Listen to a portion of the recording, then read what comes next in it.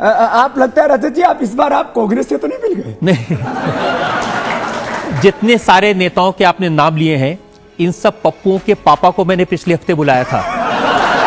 भ्रष्टाचार मिटाने का जुनून चढ़ा हुआ है, काला धन लाने का पागलपन मेरे भीतर सवार है, और यदि ये गुनाह है, यदि अपराध है, यदि ये पाप है, यदि ये संवैधानिक अलोकतांत्रिक कार्य है, तो मैं इस काम को एक बार नहीं, लाख बार नहीं, करोड़ बार करूंगा, अंतिम सांस तक करूंगा। कमला मार्केट थाने में एफआईआर दर्ज की है, उसमें उन्होंने लिखा कि हमने 5000 लोगों की परमिशन दी थी। तो ये अंधे हैं क्या पुलिस वाले? इनको दिखे नहीं थे 5000 से ज्यादा एक भी आदमी आया, इसको आने क्यों दिया अंदर? इन लोगों को मैंने तो लोगों को च्यवनप्राश दिया। अब ये हॉर्लिक्स बोर्नवीटा कॉम्प्लान खाने वाले, ये कोका कोला पेप्सी पीने वाले, मैंने लोगों को आंवला एलोवेरा पिलाया, उनकी अच्छी हेल्थ बनाई। अच्छा, लोग जो पी रहे उनको आपत्ति नहीं है, इन बेईमानों को आपत्ति क्यों होती? उन्होंने तो ये कहा कि योग शिविर में लाइन होती है, पहली लाइन में बैठने वालों को 50,000 देना पड़ता है, दूसरी वालों को 30,000 देना पड़ता है, और जिसके घर कौन से कांग्रेस ने दी? ये दिग्विजय सिंह ने आपकी अदालत में कहा। ये तो मेरे शिविर में आया ही नहीं कभी। और मैंने किसी से 50,000 लिए ही नहीं कभी। और दूसरी बात, उन्होंने ये भी कहा कि जिसके घर आप ठहरते हैं उससे 5 लाख लेते हैं। इसने कब दिए मुझे? और यदि को मुझे 5 लाख नहीं, मुझे 5 करोड़ देगा तो मैं लूंगा, उसके पेट में क्यों दर्द हो रहा है? तो आपका जो अगला फेज होगा आंदोलन का, उसमें आरएसएस, बीजेपी के अलावा ये सारी पार्टियां साथ में होंगी।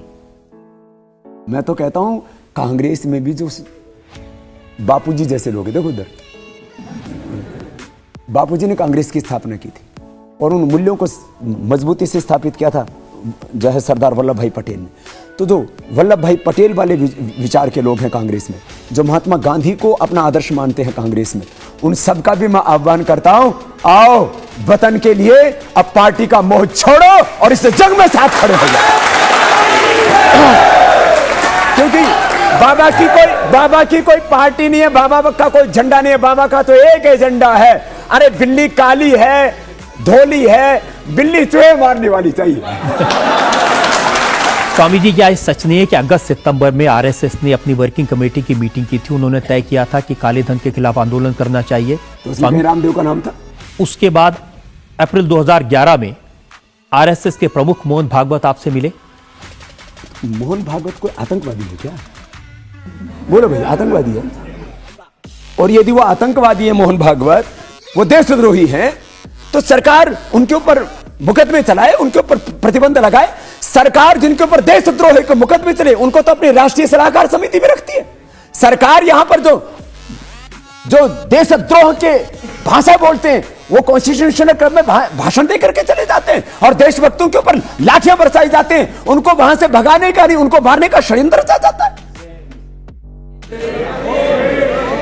मैं तो आपसे सिर्फ ये जानने की कोशिश कर रहा हूं, क्या आपके इस मूवमेंट मैं आपकी नियत पर भी कोई शक नहीं कर रहा हूं। तो कमला मार्केट थाने में एफआईआर दर्ज की है, उसमें उन्होंने लिखा कि हमने 5000 लोगों की परमिशन दी थी। तो ये अंधे हैं क्या पुलिस वाले? इनको दिखे नहीं थे 5000 से ज्यादा एक भी आदमी आया, इसको आने क्यों दिया अंदर? इन्होंने 5000 के बाद 5000 एक आदमी आया, उसी समय रोकते उसको। दिन में 1 लाख आ गए, तब प्रणाम कर रहे थे, नमस्कार कर रहे थे। जब इनको पता लगा कि कल 3 लाख आने वाले, परसों 5 लाख आने वाले हैं, और जब वो आएंगे तब ये जाएंगे। जो आंवला एलोवेरा पी रहे हैं, जो मुक्तावटी मधुनाशिनी खा रहे हैं, जो मोती पिष्टी खा रहे हैं, हीरे की भस्म खा रहे हैं, उनको आपत्ति नहीं है। जो मुझे दान दे रहे वो मुझसे हिसाब नहीं मांगते, ये बेईमान हिसाब मांगते हैं मुझसे। हमने अपने हिसाब दे भी दिया, ये अपना हिसाब देना अपना। और मैं तो और कहते हैं बाबा रामदेव के पास काला धन है। अच्छा, बाहर से काला धन लाते नहीं, इनको बाबा रामदेव में काला धन नजर आता है। आपके पास की जो संपत्ति है, इसमें कोई काला धन नहीं है? मेरे पास करोड़ से लेकर के 1000 करोड़ तक, यदि मेरे पास जो भी काला धन पाया जाए, सरकार की सारी ऐसी एजेंसियों को लगाया जाए, यदि इनसे इंक्वायरी नहीं होती तो इनको जहां से प्यार है वो अमेरिका और ब्रिटेन और दूसरी जगह की भी एजेंसियां बुला ली जाए, और मेरे पास जितना भी काला धन है मैं उसको राष्ट्रीय संपत्ति घोषित करने के लिए तैयार हूं। ये भी तो करे, ये नहीं करते। जिस आदमी के पास में साइकिल में पंचर लगाने के पैसे नहीं होते थे, उसके पास में हजारों करोड़ की प्रॉपर्टी कहां से आ गई? इनको बाबा के पास जो करोड़ों लोगों ने जो ऐश्वर्य दिया, जो समृद्धि दी, वो साम्राज्य, वो पतंजलि योगपीठ, ये सब कुछ नजर आता है।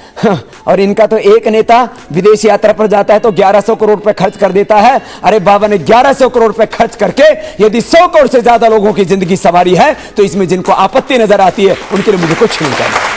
वो जो अब मैं तो सोचता था ये वकील आदमी है, इसके ये जो है ये कुछ तो सच बोलेगा। मैं कहता हूं मेरे फोन तो सर्विलेंस पे है, मेरा फोन रिकॉर्ड होता है। लास्ट कॉल जिसे मैं रामलीला मैदान में जश्न का वातावरण बना था, लास्ट कॉल मैं कहता हूं सार्वजनिक करनी चाहिए, देश के सामने आनी चाहिए।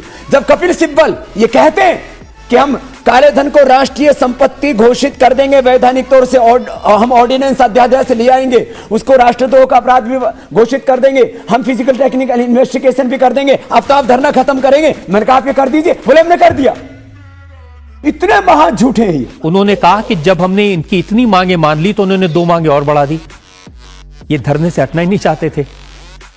अच्छा, ये किसी एक अनपढ़ आदमी से पूछ के देखो कि बाबा की सारी मांग मान लेंगे तो बाबा को क्या भूखा मरने का शौक चढ़ा हुआ है? देखिए, उनका कहना है कि ये योग भी बेच देते हैं, जूस भी बेच देते हैं, तेल भी बेच देते हैं, साबुन भी बेच देते हैं, और ये तो देश बेच देते हैं, नालायक।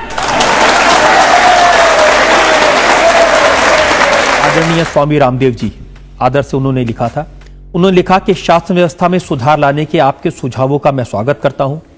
वित्त मंत्री और उनके अधिकारियों को कहता हूं कि वो आपसे विचार विमर्श करें, काला धन वापस लाने की कोशिश करें। इतनी आदर से उन्होंने, आप प्यार से उन्होंने बात की थी, लेकिन आप तो जाके लड़ गए उनसे।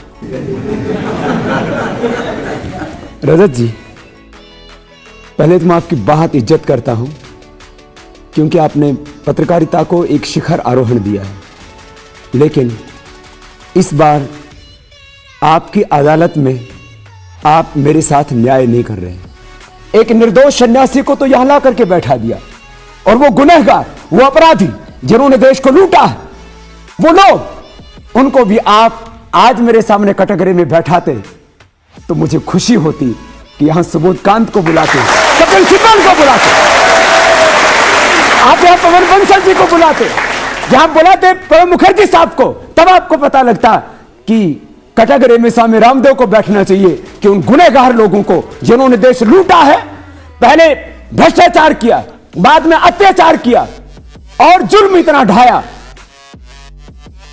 कहर ऐसा बरपाया, संविधान की, लोकतंत्र की, सबकी हत्या कर डाली, और उसके बाद भी गुनहगार अपराधी रामदेव को बताते।